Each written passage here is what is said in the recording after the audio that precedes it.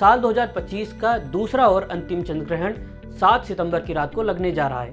ये चंद्र ग्रहण भारत समेत दुनिया के कई देशों में साफ तौर पर देखा जा सकेगा। ये एक पूर्ण चंद्र ग्रहण होगा जो करीब 3 घंटे 30 मिनट तक रहेगा। 2022 के बाद ये सबसे लंबा खग्रास होने वाला है। खग्रास मतलब पूर्ण ग्रहण। खग्रास और खंडग्रास दो तरह के ग्रहण होते हैं। खंडग्रास में कुछ ही हिस्से पर ग्रहण लगता है। चूंकि ये चंद्र ग्रहण पूर्ण ग्रहण है इसलिए लालिमा के साथ होगा और इसीलिए इसे ब्लड मून भी कहते हैं। ये चंद्र ग्रहण ज्योतिषीय रूप से और खास है क्योंकि ये पितृपक्ष शुरू होने से ठीक पहले लग रहा है। आज के वीडियो में हम इसी पर बात करेंगे कि ये चंद्र ग्रहण कब से कब लगेगा, कब से इसका सूतक शुरू होगा और इस चंद्र ग्रहण में क्या खास है, ये किन राशियों के लिए शुभ है और किन राशियों के लिए अशुभ, और इस ग्रहण के दौरान क्या करें और क्या भूल कर भी ना करें। तो सबसे पहले जान लीजिए कि ये ग्रहण क्यों लगता है। तो ये एक रोचक खगोलीय घटना होती है जिसमें सूर्य और चंद्रमा के बीच पृथ्वी आ जाती है। तो सूर्य का प्रकाश चंद्रमा पर नहीं पहुंच पाता जिससे चंद्र ग्रहण की स्थिति बनती है। भारत में इसका धार्मिक और ज्योतिषीय रूप से काफी महत्व होता है। अब जानिए कि कब से कब ये ग्रहण लगने वाला है। तो चंद्र ग्रहण की शुरुआत रात 9:57 पर होगी। रात 11:42 पर ग्रहण का मध्य होगा और रात 1:26 पर ग्रहण का मोक्ष यानी ग्रहण खत्म होगा। चंद्र ग्रहण का सूतक काल ग्रहण शुरू होने से लगभग 9 घंटे पहले शुरू हो जाता है, इसलिए इस हिसाब से दोपहर 12:57 से सूतक शुरू हो जाएगा। सूतक काल शुरू होते ही सभी मंदिरों के दरवाजे बंद कर दिए जाते हैं। धार्मिक अनुष्ठान या शुभ कार्य रोक दिए जाते हैं। इस दौरान खाने पीने की चीजों में तुलसी के पत्ते, कुश या दूब डालना शुभ माना जाता है और मानते हैं कि इनसे चीजें अशुद्ध नहीं होती हैं। तो अब ग्रहण काल के दौरान क्या करें और क्या ना करें। तो ग्रहण के दौरान भगवान की मूर्तियों को स्पर्श नहीं किया जाता है। सभी मंदिरों के कपाट बंद कर दिए जाते हैं। इस दौरान खाना पीना वर्जित होता है। इस समय पूजा पाठ और बाकी के कोई भी शुभ कार्य नहीं किए जाते, लेकिन ग्रहण काल मंत्र जाप के लिए अच्छा अवसर होता है। इस दौरान अपने इष्ट देव का मंत्र जाप या स्मरण करने पर उसका विशेष और कई गुना फल मिलता है, ऐसा शास्त्रों का कहना है। ग्रहण के दौरान जिन कार्यों का निषेध बताया गया है उनसे 3 लोगों को छूट होती है: बालक, वृद्ध और बीमार। ये लोग अपने जरूरी काम कर सकते हैं। ग्रहण खत्म होने के बाद घर और मंदिर की साफ सफाई की जाती है। गंगा जल का छिड़काव कर वातावरण को शुद्ध किया जाता है और दान, पुण्य और धार्मिक काम किए जाते हैं। दान का काम ग्रहण काल के दौरान भी करना अच्छा माना जाता है। अब समझिए कि किन राशियों के लिए ये ग्रहण शुभ है और किन राशियों के लिए अशुभ। इस राशि प्रभाव को आप अपनी चंद्र राशि के हिसाब से ही समझें।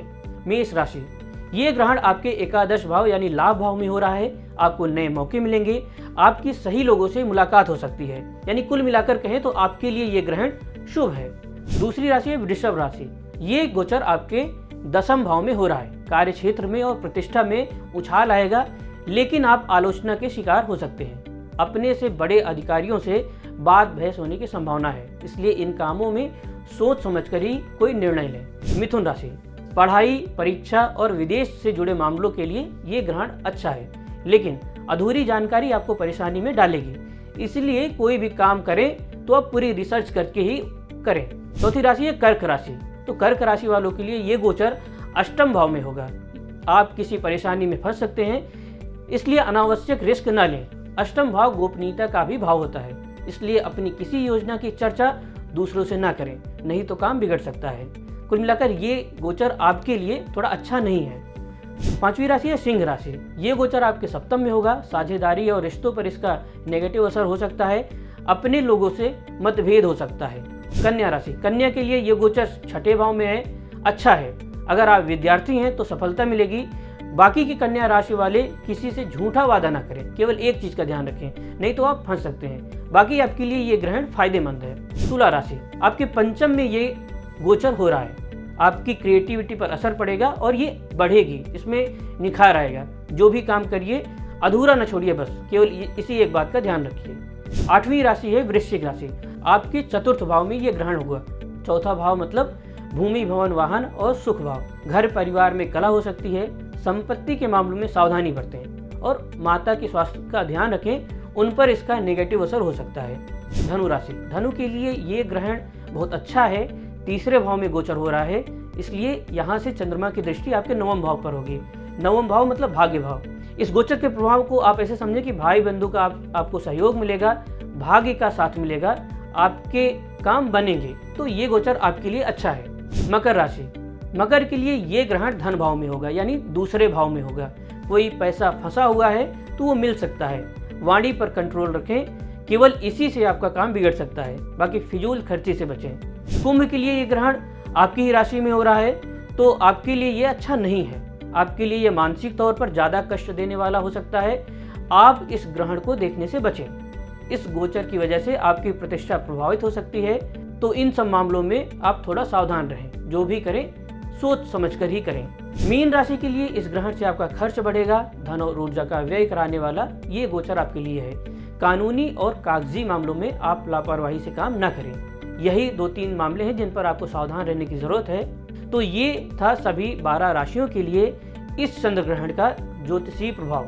ध्यान रहे कि ग्रहण का प्रभाव 1 सप्ताह तक रहता है, तो जो भी मैंने आपको बताया है उसका 1 सप्ताह तक खास ध्यान रखें। इस बार का चंद्र ग्रहण शतभिषा और पूर्वा भाद्रपद नक्षत्रों के संधि काल में होगा। उस समय चंद्रमा कुंभ राशि पर रहेंगे, इसलिए गहराई, धैर्य, संयम ये वो कीवर्ड्स हैं जो इस ग्रहण की ज्योतिषीय असर में सबसे ज्यादा कारगर होंगे। यही आपके नेगेटिव असर को खत्म करेंगे। ग्रहण के दौरान गायत्री मंत्र का जाप सबसे अच्छा उपाय रहता है। तो ये था इस चंद्र ग्रहण से संबंधित पूरी जानकारी। ये जानकारी आपको कैसी लगी है हमें कमेंट बॉक्स में ज़रूर बताएं, और इस वीडियो को अपनी फैमिली और फ्रेंड्स के ग्रुप में भी शेयर कर सकते हैं, जिससे उनको भी अपनी राशियों से जुड़ी जानकारी मिल जाए। बाकी की खबरों के लिए जुड़े रहें एनडीटीवी इंडिया से। नमस्कार।